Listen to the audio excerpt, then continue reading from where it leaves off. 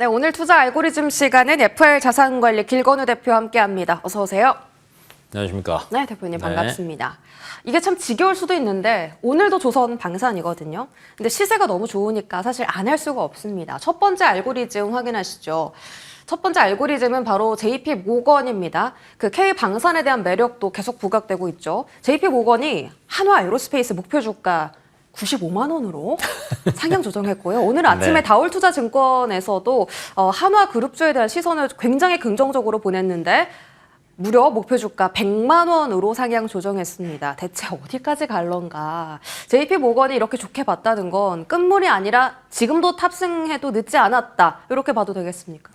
참 애매하긴 한데 네. 뭐 항상 그 목표 주가라는 거는 언제든지 올라갔다 내려갔다를 반복을 하잖아요. 근데 이제 지금 시점에서 더 높은 목표 주가를 제시한 이유가 뭘까라는 걸 한번 생각해 보시면 좋을 것 같고, 뭐 최근 들어서 그 유럽 쪽이랑 지금 미국 쪽이랑 움직임이 좀 뭐 심상치 않은 것 같습니다. 뭐 트럼프 입장에서는 어찌됐건 우크라이나를 반협박해서 뭔가를 취하려고 하고는 있지만, 유럽 쪽에서는 계속 트럼프가 이런 식으로 나오다 보니까 야, 우리가 스스로 뭔가를 해결해야 되지 않겠냐라는 게 조금 발언이 조금 더 세지고 있다라고 생각하시면 될 것 같고, 그러다 보면 원래 재건 이슈가 나오게 되면 방산 섹터는 조금 쉴 수 있는 구간에 분명히 들어갈 수도 있거든요. 근데 그럼에도 불구하고 최근에 강한 흐름을 나타내는 게 이런 이유다 라고 생각하시면 될 것 같고요. 플러스 알파로 하나 에어로스페이스 같은 경우에는 방산 플러스로 하나를 더 생각을 하셔야 됩니다. 뭐 우주 모멘텀도 충분히 생각을 하셔야 될 것 같은데, 최근에 우주 섹터가 조금 쉬었습니다. 네. 그럼에도 불구하고 기대감은 여전히 많이 남아있다라는 관점으로 보신다라고 하면 어찌됐건 방산 뭐 크게 보면 세 가지 기업 중에서 가장 탑픽은 하나 에어로스페이스가 되지 않을까라고 생각이 되고 있고요. 하지만 이제 육상이냐 뭐 유도 미사일이냐 아니면 뭐 하늘이냐 뭐 이거에 따라서 조금 희비는 엇갈릴 수는 있습니다. 뭐 예를 들어서 뭐 하나 에어로스페이스 같은 경우에는 K9에 대한 추가 수주 이슈가 뜨지 않는다라고 하면 사실은 주가는 조금 쉴 수도 있고요. 뭐 최근에 LIG 넥선 같은 경우에는 중동 쪽 긴장감 때문에 미사일 수요에 대한 기대감이 여전히 계속 올라가고는 있거든요. 그래서 뭐 이거에 따라서 조금 달라질 수 있으니까 조금 체크해 보시면 좋을 것 같습니다. 알겠습니다. 우주항공이 다시 살아난다면 하나 여로가 또 추가적인 이슈와 모멘텀을 얻어갈지도 모른다라고 하셨고, 목표 주가 언제나 좀 변하는 것이기 때문에 너무 무조건적으로는 믿지 말자, 이렇게 판단해보고 저희 두 번째 알고리즘 보면요. K2 전차입니다. K2 하면 떠오르는 게 현대 로템인데 네. 이 폴란드 2차 계약이 이르면 내달 체결될 수 있다라는 소식이 지난주부터 나오면서 사실 방산주들이 급등을 시현했죠.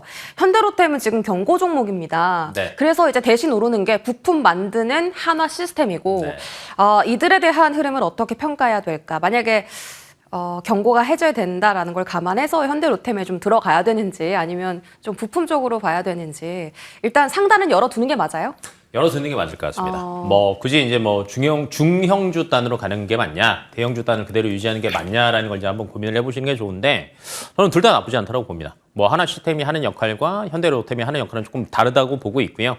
뭐 K2 전차 같은 경우에는 유럽 쪽에서 뭐 추가 수주 기대가면 K9과 거의 비슷하다라고 생각을 하시면 될 것 같은데, K2 전차 같은 경우가 최근에 또 계속 개량을 거치면서, 그러니까 독일 전차랑 항상 비교가 많이 되는데, 어찌됐건 성능적인 측면이나 가격적인 측면에서 보신다라고 하면 굉장히 유리하고요. 플러스 알파로 납기적인 측면도 무시를 안 할 수는 없습니다. 왜 그러냐면 유럽 입장에서는 빨리 이제 무기에 대한 기대감을 조금 낮추고 자주로 조금 돌려야 되는데, 그렇다라고 하면 가장 중요한 게 사실 납기거든요. 그래서 기대감 플러스 알파 되고요. 최근에 또 현대 로템 같은 경우는 K2뿐만 아니라 전동차 쪽에 대한 수주도 괜찮아요. 네, 이것까지 플러스 알파 본다라고 하면 상단은 열어두시는 게 맞지 않을까 싶습니다. 어디까지 보세요? 조금 애매한데. 현대로템이요? 네, 현대로템이 그냥 저는 이제 세 가지, 예를 들면 하나 에어로스페이스, 현대로템, 그다음에 LIG 넥스원, 한국항공우주 이렇게 있다라고 하면 1등은 하나 에어로고요. 저는 2등이 LIG 넥스원. LIG 네. 넥선이 사실 최근에 좀 비교적으로 좀 조용하지 않았습니까? 네, 그래서 조금 저는 탄력이 조금 더 세게 나올 것 같아요. 왜냐하면 지금 키높이는 분명히 가는 게 맞고요. 네. 유럽 쪽은 휴전 얘기가 어찌됐건 조금 갈무리가 될 것 같긴 하지만, 중동 쪽은 저는 조금 더 갈 것 같아요. 네, 그런 측면에서 본다라고 하면 뭐 중동 쪽에서 미사일 수요에 대한 기대감은 충분히 더 있다라고 봅니다.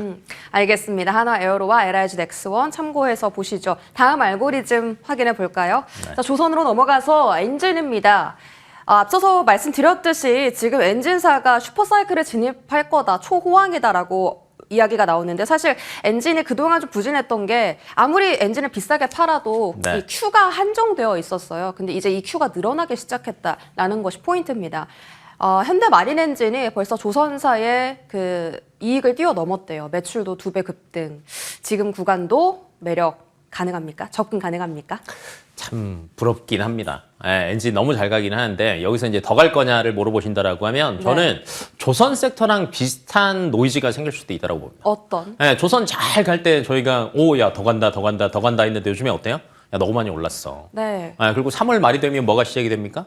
공매도. 그러면 최근에 갑자기 이제 급등한 섹터들 같은 경우에는 사실은 부담될 수밖에 없습니다. 그러면 엔진 관련되는 게 사이클은 좋은 거는 맞아요. 왜냐하면 이제 수주에 대한 기대감이나 여러 가지 앞에서 Q 얘기하셨지만 굉장히 많이 늘어나고 있거든요. 특히 뭐 이제 삼성중공업 같은 경우는 사실은 본인들이 엔진 사업부가 없잖아요. 그러다 보니까 현재는 한화에 대부분의 손을 벌리고 있는데 나중에는 HD 쪽으로도 분명히 올 수도 있다라는 거. 그다음에 중국 쪽도 LNG선이나 나머지 기타 특수선들 같은 경우에는 수주에 대한 기대감이 조금 낮기는 하지만 그 외적으로 뭐 컨테이너나 벌크나 이런 쪽을 본다라고 하면 여전히 높거든요. 그러면 여기서 엔진을 어디서 가져올 거냐라는 고민들을 한번 해보셔야 되는데 우리나라가 그래도 DF 엔진 쪽이나 여러 가지 엔진 관련돼서는 굉장히 기술력이 좋습니다. 그러다 보니까 업사이드는 분명히 있다. 하지만 저는 중순 넘어가다 보면요. 조금 이제 부담감은 있을 것 같아요. 그래서 차익 실현 조금 나오고 조정 잠깐 있는 후에 다시 충분히 보셔도 저는 충분히 안전하게 차라리 그 이유를 보시는 게 좋지 않나 싶습니다.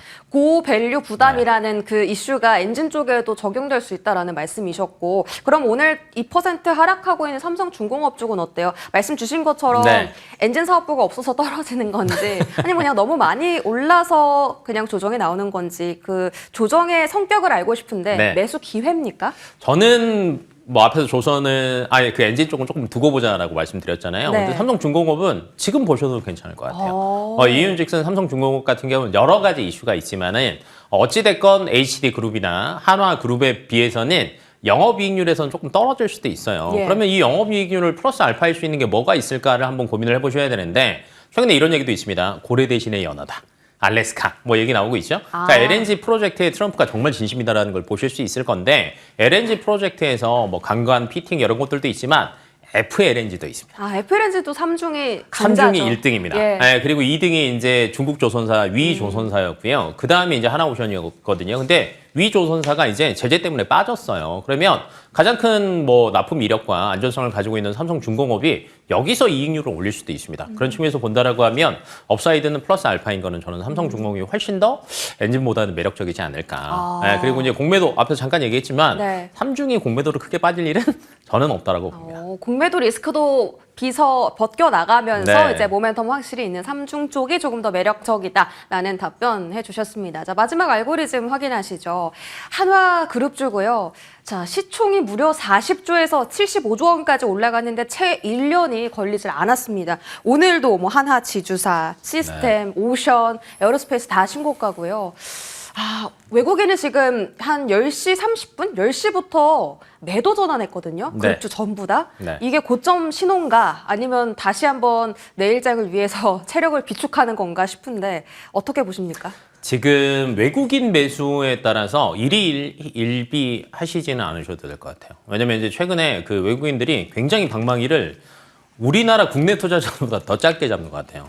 그러다 보니까 뭐 이들이 지금 향후 추세의 흐름을 잡아간다 이거보다는 그래도 최근 들어서 하나 쪽에 대한 매력도가 굉장히 많이 부각되고 있다라고 생각하시면 될 것 같고 제일 큰 거는 방산과 조선이잖아요. 크게 보면 방산 같은 경우 앞에서 저희가 JP모건 키워드에도 말씀드렸던 것처럼 충분히 업사이드가 더 많이 남아 있다라고 이제 시장에서는 보고 있고요. 저는 이제 방산에 대한 기대감도 있지만 우주에 대한 기대감이 굉장히 크다라고 봅니다. 우리나라 이제 한화 에어로스페이스 같은 경우에는 국책 사업에 웬만하면 다 발언고 있거든요. 그래서 여기에 대한 기대감.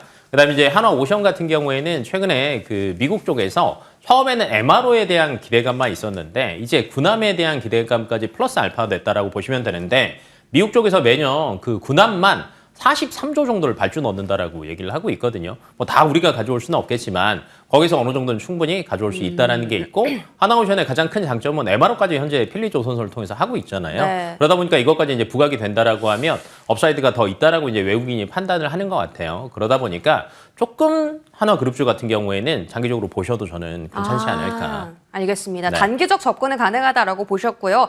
말씀 주신 것처럼 이제 한화에어로 포함해서 우주항공 긍정적으로 보고 계신데 한국항공우주 차트가 난리 났습니다. 뭐 진짜로 우주로 가고 있어요. 주가가. 네네네네. 이쪽에 대한 시선은 어떻게 거둘까요? 그러니까 방산 수급이 좀 우주로 네. 이동할까요?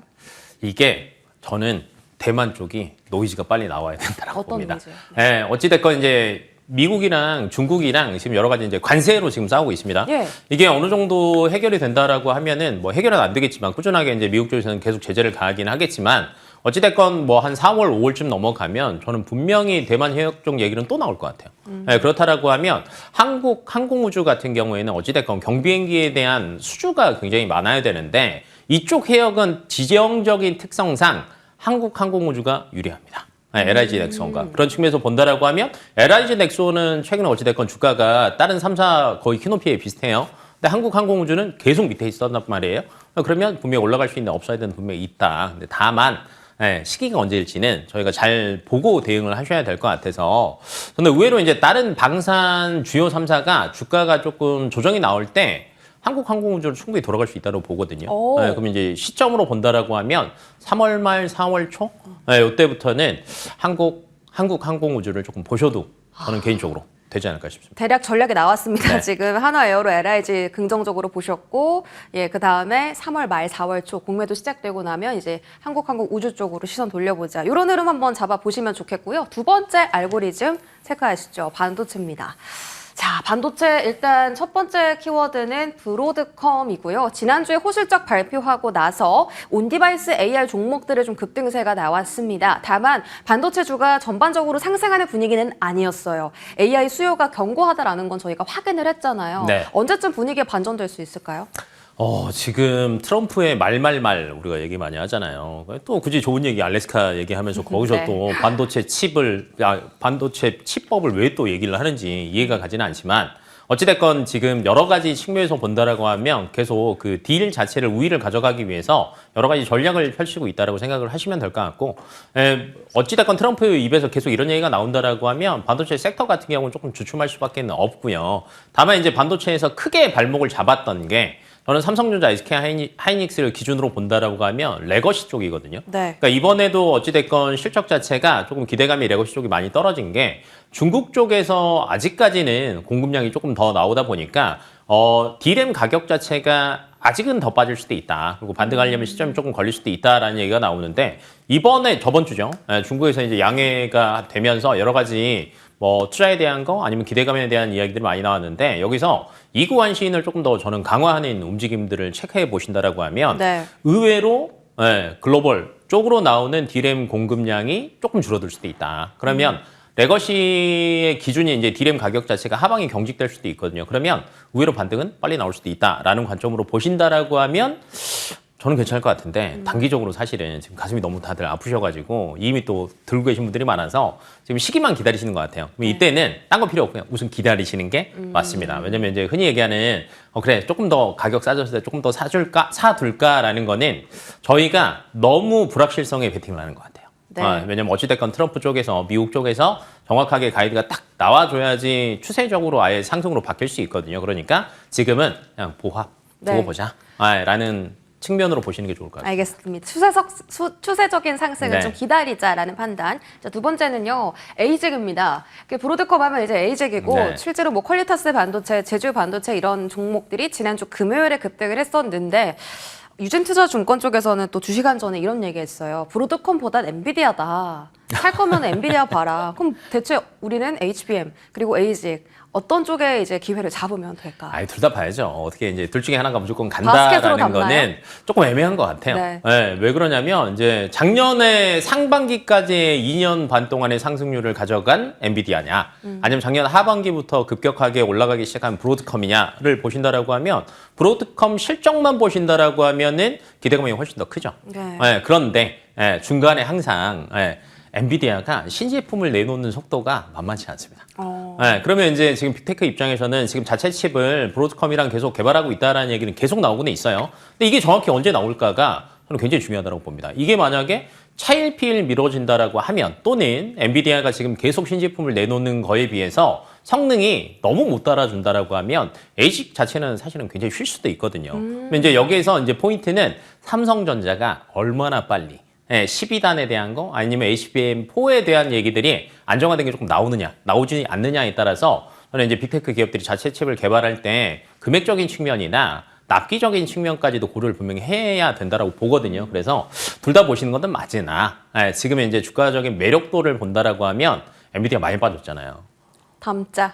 차라리 엔비디아가 훨씬 더 안정적이지 않나. 왜냐하면 다음 주에 또 GTC 2025가 예정되어 있는데 여기서 이제 루빈 얘가 또 괜찮게 나온다라고 하면 저는 충분히 탄력은 충분히 더 세게 나올 수 있을 거라고 보고 있어서 현재는 둘 다 보는 게 맞지만 지금 기준으로는 엔비디아가 조금 더 우세하다. 역시 엔비디아군요. HBM 쪽으로 다음 주 GTC 관련해서 이슈 나오는지 조금 더 관심 있게 지켜보시기 바라고요. 다음은 유리기판입니다. 오늘 사실 그 반도체 안에서 유리기판, 액침 냉각 그리고 지난주에도 유리 인터포저라는 기술까지 나왔고 오늘은 좀 주도 종목보다는 이런 테마주들이 조금 더 움직임이 강하게 나오고 있어요. 이쪽에 대한 시선은 어떻게 거둘까요? 요즘 쉬었어요. 예를 들면 거의 2주 동안 유리기판 관련들이 많이 쉬었습니다. 쉬었어요. 그러면 지금 최근에 이제 순환매 순서상으로 보면 저는 한 번쯤은 더 갈 때가 되지 않았나라고 예상이 되고 있고 이번에 GTC 2025에서 신제품도 얘기를 하겠지만 차세대 기술을 얘기를 안 할 수는 없습니다. 그러면 여기에서 차세대 기술 넘어갈 때 크게 얘기할 만한 게 저는 유리기판 말고는 사실은 없을 것 같거든요. 이제 그런 측면에서 본다라고 하면 이번 주에 유리기판을 미리 조금 체크해 두셔야 다음 주에 그래도 웃을 수 있지 않을까. 그리고 이제 유리기판 관련주들 보시면 한 3주 전이나 한 달 전을 생각을 해보시면 야 그래도 비싸지 않아요? 라고 생각을 하셨는데 지금 차트 한번 봐보십시오. 많이 빠져 있습니다. 이러니까 진입이 어렵죠. 맞아요. 많이 빠져 있어요. 근데 다음 주에 이슈나 등등등을 고려를 해보신다라고 하면 다시 돌아올 순서가 저는 됐다라고. 일단 순환매의 순서가 좀 돌아왔다라고 판단하시고 지금부터 지켜보자. 자, 마지막으로 삼성전자 보시면요. 삼성전자 지금 가장 많이 개인 투자자분들이 투자한 평균 단가가 한 7만 원 정도라고 합니다. 너무 안타깝고 그래서 뭐 추가 매수를 해야 돼요? 아니면 지금이라도 팔아서 HBM으로 옮겨야 돼? 이런 고민이 되는 시점이거든요. HBM은 이제 평균 단가 7만 원 얘기하셨으니까 시작하자마자 뭐부터 했어요? 7만 원이요. 네. 7만 원. 네네. 네, 7만 원. 근데 시작하자마자 한숨을 쉬었잖아요. 7만 원을 다시 찍기에는 뭐가 돼야 될까를 저희가 한번 고민을 해보셔야 되는데 당연히 12단 납품돼야죠. 그 다음에 레인보우 로보틱스에서 상반기 때 로봇 상용화된 제품 하나 나와야죠. 그 다음에 뭐 핸드폰 뭐 S25 너무 잘 팔렸는데 다음도 기대된다 이런 얘기들까지 다 나와줘야 한 7만 원 넘어갈 것 같거든요. 그러면 이제 뭘 해야 되냐. 그래도 안정권에 지금 5만 5천 원대는 그래도 턱걸이를 하고 있잖아요. 그러면 6만 원 조금 넘어가는 시점 되면 저는 부분적으로 차익 실현이 아니라 손절을 하시는 게. 왜냐면 뭐 100% 다 판다 이게 아니라 예를 들면 뭐 25% 아니면 50% 이런 식으로 분할 매도를 하신 다음에 그 외 쪽으로 갈 섹터를 굉장히 많잖아요. 저는 이제 개인들이 가장 안타까운 게 한 번 사면요. 본전 올 때까지 안 파십니다. 근데 이제 그러다 보니까 시간적으로 손해를 보는 기회 손실병이 굉장히 크거든요. 그래서 다른 섹터를 저는 탁 돌려보시는 게 훨씬 더 안전한 대안처가 되지 않나 싶습니다. 기회 비용을 좀 알차게 활용해 보자. FR 자산관리 길건우 대표와 이야기 나눴습니다. 고맙습니다.